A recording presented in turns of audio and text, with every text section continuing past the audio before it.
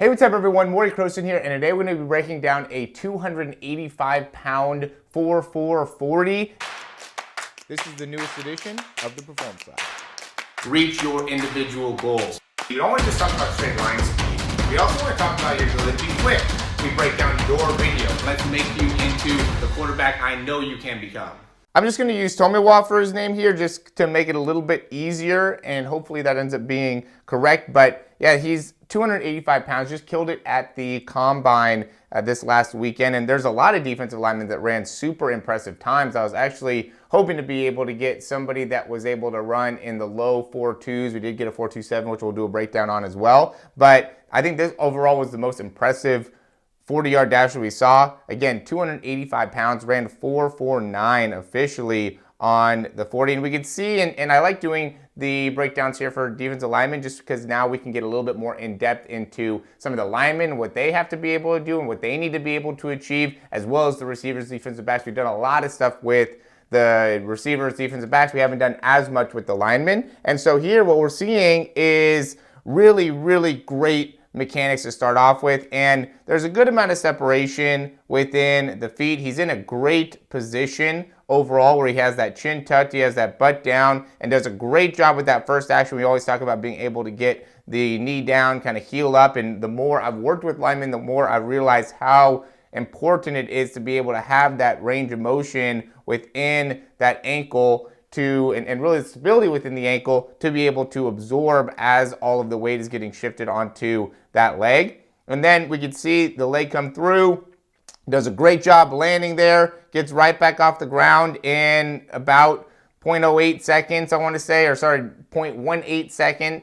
Does a great job. This is an excellent step right here. Look at that landing. Lands with that heel up, is able to stabilize right through the knee, keeps the knee bent as he's being able to absorb that weight. And like we talk about all the time, want to be able to get 4 steps in 5 yards, and you could tell he's a little bit past that there, and he's still staying with his body pretty low. He's in a great balanced position here, so now he could really start to open up. This is another great step, really good with his left side. Here he's getting to 6 steps and basically 9 yards. So by the time he gets to his 7th step, he's already at 11 yards. Really, really impressive there. And a big thing that we've been talking about lately has been just getting those knees in and toes up, and he does an excellent job of being able to do both. I mean, we can't see too much of knees in here, but we can see he's doing an excellent job of landing with those toes up and really pulling the feet back. And this is just an excellent display of power. What you have to be able to do in order to run such a great 10-yard split, to be so big and accelerate so well, is you have to do a great job of creating horizontal force into the ground. We can't be wasting the time or the overall force production and going too vertical, because that's going to make it so now there's a lot more time spent on the ground. And we can see how great he's doing at opening up within the hips. This ends up being a really important thing, is when that foot comes off the ground, how well are we able to open up the hips and being able to really achieve a high level of extension there. It's not great when the foot's coming off the ground, but then as his foot does come off the ground, he does get plenty of range of motion within that leg, close to 90 degrees, which again, a lot of guys that are linemen are closer to 75, maybe even 70 degrees when their foot's coming off the ground, where he's doing a great job of being able to open up. Then he gets 11 steps and 20 yards. Again, so impressive to be able to do that in that amount of time. It looks like we're a little bit delayed in terms of the times here, because even with this, it was 1:61 is what he ran. So right here is when he's actually crossing the line. We don't actually get to see that, so it's probably about the same thing here where it's a little bit late.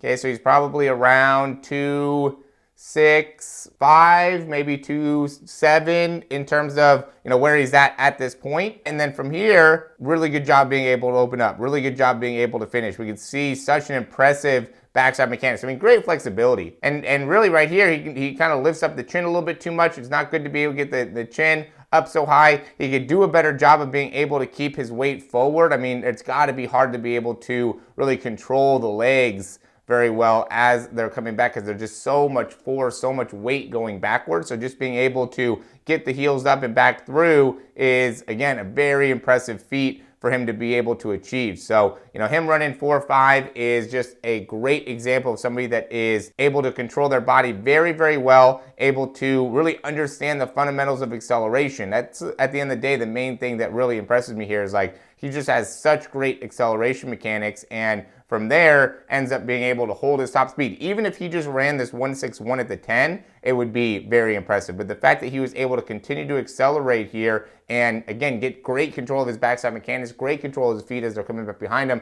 just shows that he has great body control and a great understanding of how to be able to actually sprint, actually accelerate, actually utilize his body when it comes to running fast. And, that's got to transfer over to the NFL, especially with how much the athletes are using space to be able to, and coaches are using space in order to really create mismatches. And so this has got to be a way to be able to exploit a mismatch. I don't know how exactly it's going to end up being utilized. I'm more of a receiver, defensive back type of person. So, I don't know as much about the lineman, but I'm sure they'll be able to figure out ways to be able to utilize his speed to really be a great asset for them in the year. And coming from Northwestern, he's obviously a pretty smart guy as well. As always, guys, if you like the information, click that thumbs up down below, subscribe to the channel. If you have any questions, comments, or recommendations, you can leave those down below. And we have a bunch of great things within our description. We have the Run Faster 40 program, we have the speed program, we have different breakdowns, we have different options to help you in being able to get faster. That's really the name of the game here. That's why we make these videos. That's what I love to do, is help people improve their speed. You could also come in, if you're local here, I really recommend you come in to be able to learn more about your speed. We do stuff with your mechanics and get specific in terms of the drills, the exercises, what are the things that you need to do. And I do that really from a local perspective as well as from an online perspective. I've had some great results recently with people running faster 60s, people running faster 40s, getting faster 10s, just better understanding how to utilize their body to properly accelerate, properly get to top speed, to understand how to be able to utilize the first 3 steps, the first 7 steps. And it's really about fundamentals. What these guys are able to do is they are able to get to certain ranges, and just by being able to get to the positions in your body, you're going to set yourself up so much more for being able to excel when it comes to sprinting. And that's what it's all about, is being able to get yourself into those positions, get off the ground quickly, strike the ground the correct way, be in the right position with the foot, with the hip, with the arms, with the chin, with the chest, all those things that are being critical. And when you're off with one particular part, it makes a big difference in your sprinting. And that's what we want to be able to teach you and show you within the breakdowns, within the programs, and really being able to